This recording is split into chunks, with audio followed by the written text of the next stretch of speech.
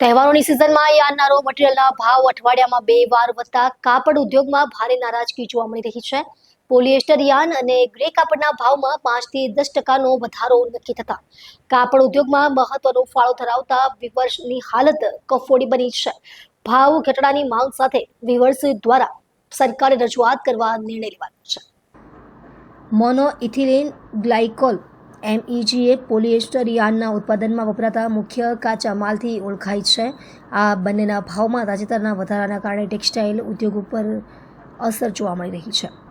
આ અંગે વીવર્સ એસોસિએશનના પ્રમુખ આશિષ ગુજરાતે જણાવ્યું હતું કે અઠવાડિયામાં 2 વાર ભાવ વધતા કાપડ ઉદ્યોગમાં પોલિએસ્ટર યાર્ન અને ગ્રે કાપડના ભાવ પર સીધી અસર થવાની સંભાવના છે. PTA અને MEG બંને ક્રૂડ ઓઇલમાંથી બનતા પેરાઝાઇલિન, PX અને નેફ્થા જેવા ડેરિવેટિવ્સ પર આધારિત છે. તાજેતરમાં ફૂડ ઓઇલના ભાવમાં વધારો અને સપ્લાય ચેઇનમાં અવરોધોને કારણે પેરાઝાઇલિનના ભાવમાં વધારો થયો છે, જેની અસર PTAના ઉત્પાદન ખર્ચ પર પડી છે. વૈશ્વિક સ્તરે પોર્ટ કન્જેક્શન, શિપિંગ વિલંબ અને લોજિસ્ટિક્સની સમસ્યાઓને કારણે PTA અને MEGનું સપ્લાય પ્રભાવિત થયું છે, જેનાથી ભાવમાં વધારો થયો છે. પરંતુ આ ભાવ ઘટાડવા વીવર્સો દ્વારા ચેમ્બર ઓફ કોમર્સમાં રજૂઆત કરાઈ છે, જેથી ચેમ્બર દ્વારા સરકારને રજૂઆત કરી આ ભાવમાં ઘટાડો કરવા અપીલ કરાશે. હાલ કહી શકાય છે કે યાર્ન ઉત્પાદકો આયાતી PTA અને MEG તરફ વળી રહ્યા છે, પરંતુ લોજિસ્ટિક્સ ખર્ચ અને વિલંબને કારણે આયાત પણ મોંઘી પડી રહી છે. યાર્નના ભાવમાં વધારો થતાં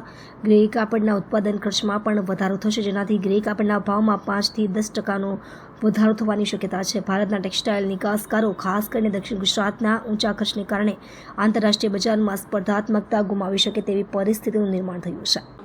આશિષ ગુજરાતી, વીવર્સ એસોસિએશન પ્રમુખ, પાંડેસરા વીવર્સ.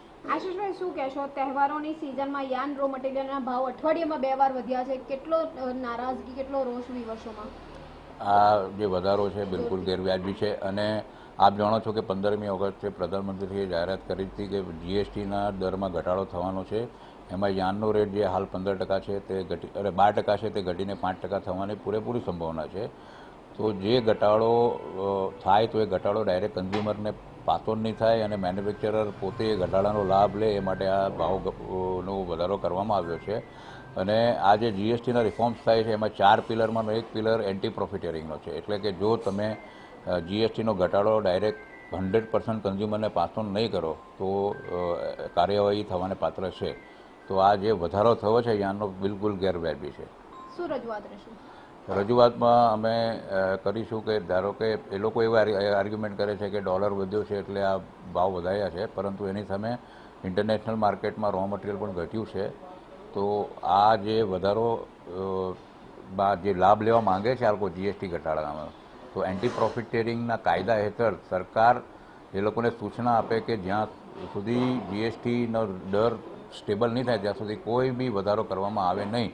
અને સરકારને અમે વિનંતી કરીશું કે જે સ્પિનર્સોએ વધારો કર્યો છે એની સામે કાર્યવાહી કરે.